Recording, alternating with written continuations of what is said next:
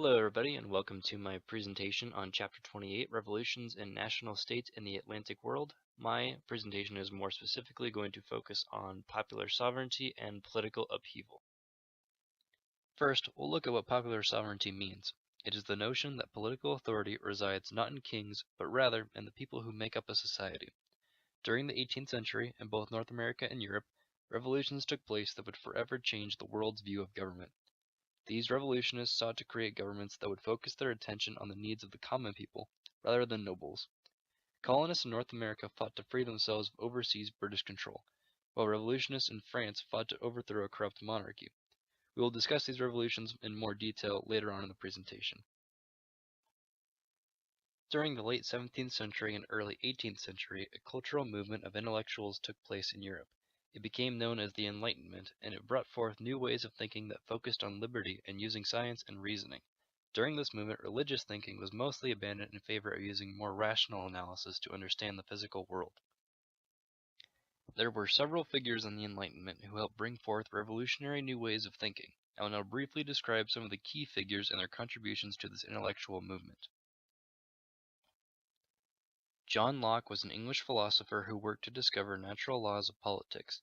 He attacked divine right theories that served as a foundation for absolute monarchy and advocated constitutional government on the grounds that sovereignty resides in the people rather than the state or its rulers. He provided much of the theoretical justification for the Glorious Revolution and the establishment of constitutional monarchy in England. Adam Smith was a Scottish economist, philosopher, and author, as well as a moral philosopher and a pioneer of political economy. He is best known for his two works, The Theory of Moral Sentiments and The Wealth of Nations. The latter is considered to be the first modern work of economics. Smith laid the foundations for the free market economic theory, as well as the concept of division of labor. Baron de Montesquieu was a French lawyer, man of letters, and political philosopher. He is famous for his articulation of the theory of separation of powers, which is implemented in many constitutions throughout the world. He is also known for doing more than any other author to secure the place of the word despotism in the political lexicon. Despotism means the exercise of absolute power, especially in a cruel and oppressive way. More than any other philosopher, François-Marie Arouet epitomized the spirit of the Enlightenment. Writing under the pen name Voltaire, he published his first book at the age of 17. By the time of his death at age 84, his published writings included around 10,000 letters and filled 70 volumes. Using wit and bitter irony, Voltaire championed individual freedom and attacked any institution that sponsored intolerant or oppressive policies. His targets included the French monarchy and the Roman Catholic Church. He held the Church responsible for fanaticism, intolerance, and incalculable human suffering. Voltaire's battle cry against the Church was "Écrasez l'infâme," which means "crush the damn thing." During this next segment, I will be covering the American Revolution. I'm sure most of us have already covered this topic extensively in our earlier education, but I'll go over some of the important details. In the mid-18th century, there was no sign that North America might become a center of revolution. Residents of the 13 British colonies regarded themselves as British subjects. They recognized British law, read English language books, and often traveled across the North Atlantic Ocean to visit friends and family in England. Trade brought prosperity to the colonies, and British military forces protected colonists' interests. From 1754 to 1763, for example, British forces waged an extremely expensive conflict in North America, known as the French and Indian War. This conflict merged with a larger contest for imperial supremacy, known as the 7 Years' War, in which British and French forces battled each other in Europe and India, as well as North America. Victory in the 7 Years' War ensured that Britain would dominate global trade, and that British possessions, including the North American colonies, would prosper. After the mid-1760s, however, North American colonists became increasingly unhappy with British imperial rule, in part because the colonists had become accustomed to some degree of autonomy. The geographic distance separating England and the colonies, as well as the inefficiency of the imperial bureaucracy, had weakened royal power. Nearly every colony had an elective legislative assembly that had gained control over legislation affecting taxation and defense, and that ultimately controlled the salaries paid to royal officials. The colonists resisted when the British attempted to reinvigorate imperial control. Faced with staggering financial difficulties arising from the 7 Years' War, the British Parliament passed legislation to levy new taxes and bring order to a far-flung trading empire. Colonists resented the imposition of taxes on molasses by the Sugar Act, on publications and legal documents by the Stamp Act, on a wide variety of imported items by the Townshend Act, and on tea by the Tea Act. Colonists also took offense to the Quartering Act, which required them to provide housing and accommodations for British troops. In responding to British policies, the colonists argued the Parliament could do nothing in the colonies that it could not do in Britain because the Americans were protected by all the common law rights of the British. The colonists embraced legal traditions that were first demonstrated during the English Civil War, establishing the standard that an English monarch cannot govern without Parliament's consent.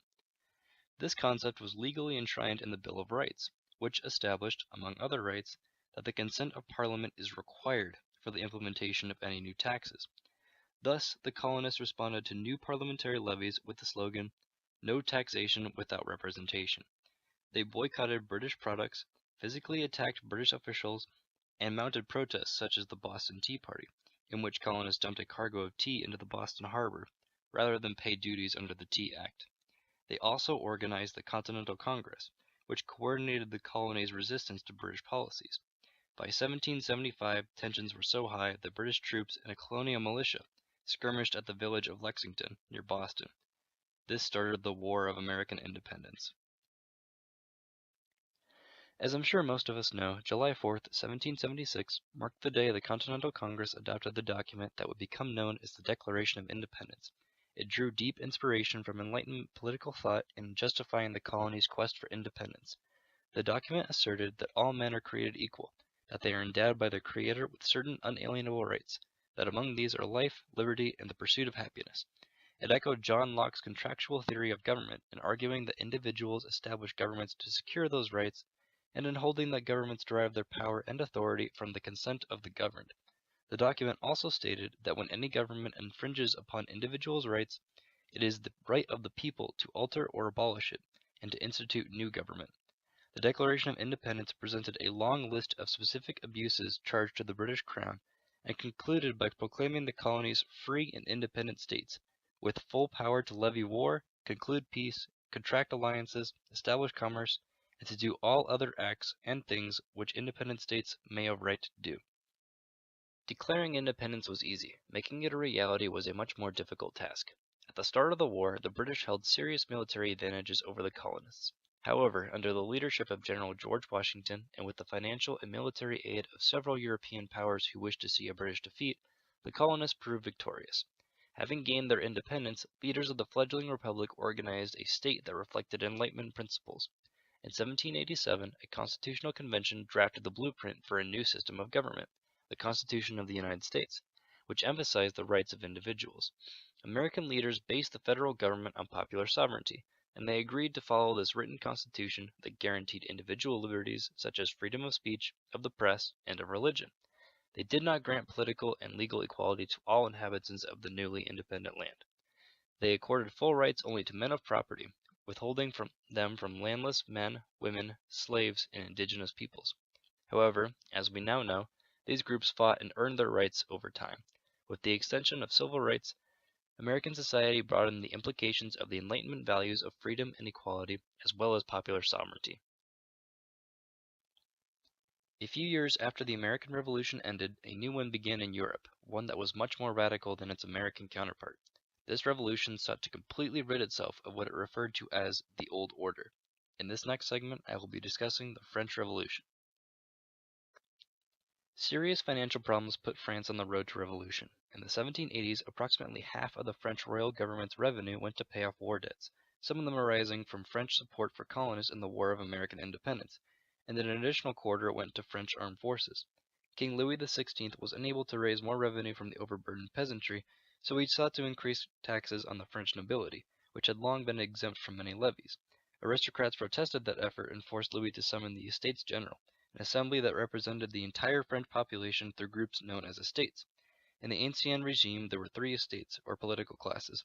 The first estate consisted of about 100,000 Roman Catholic clergy, and the second included some 400,000 nobles. The third estate embraced the rest of the population, about 24 million serfs, free peasants, and urban residents. The third estate had as many delegates as the other two estates combined, But that numerical superiority offered no advantage when the Assembly voted on issues, because voting took place by a state, one vote for each, and not by individuals. On June 17, 1789, after several weeks of fruitless debate, representatives of the Third Estate took the dramatic step of seceding from the Estates General and proclaiming themselves to be the National Assembly. 3 days later, meeting in an indoor tennis court, members of the new assembly swore not to disband until they had provided France with a new constitution. On July 14, 1789, a Parisian crowd, fearing that the king sought to undo events of the previous weeks, stormed the Bastille, a royal jail and arsenal, in search of weapons. The military garrison protecting the Bastille surrendered to the crowd, but only after killing many of the attackers. To vent their rage, members of the crowd hacked the defenders to death. One assailant used his pocket knife to sever the garrison commander's head, which the victorious crowd mounted on a pike and paraded around the streets of Paris. News of the event soon spread, sparking insurrections in cities throughout France. Emboldened by popular support, the National Assembly undertook a broad program of political and social reform, the Declaration of the Rights of Man and the Citizen, which the National Assembly promulgated in August of 1789, articulated the guiding principles of the program. Reflecting the influence of American revolutionary ideas, the Declaration of the Rights of Man and the Citizen proclaimed the equality of all men, declared that sovereignty resided in all the people, and asserted individual rights to liberty, property, and security. Between 1789 and 1791, the National Assembly reconfigured French society. Taking liberty, equality, and fraternity as its goals, the Assembly abolished the old social order along with many fees and labor services that peasants owed to their landlords. It dramatically altered the role of the church in French society by seizing church lands, abolishing the First Estate, defining clergy as civilians, and requiring clergy to take an oath of loyalty to the state. It also promulgated a constitution that made the king the chief executive official, but deprived him of legislative authority. France became a constitutional monarchy in which men of property, about half the adult male population, had the right to vote in elections to choose legislators. Thus far, the French Revolution represented an effort to put Enlightenment political thought into practice. However, the revolution soon took a radical turn. Efforts by the French nobility to mobilize foreign powers in support of the king and the restoration of the Ancien regime gave the Assembly the pretext to declare war against Austria and Prussia in April of 1792. Adding to the military burden of France, revolutionary leaders declared war the following year on Spain, Britain, and the Netherlands. Fearing military defeat and counter-revolution, revolutionary leaders created the Convention, a new legislative body elected by universal manhood suffrage, which abolished the monarchy and proclaimed France a republic. The Convention also rooted out enemies at home. It made frequent use of the guillotine, a recently invented machine that brought about supposedly humane executions by quickly severing a victim's head. In 1793, King Louis XVI and his wife, Queen Marie Antoinette, themselves went to the guillotine when the convention found them guilty of treason. Revolutionary chaos reached its peak in 1793 and 1794 when Maximilien Robespierre and the radical Jacobin Party dominated the convention. A lawyer by training, Robespierre had emerged during the revolution as a ruthless but popular radical known as the Incorruptible, and he dominated the Committee of Public Safety, the executive authority of the Republic.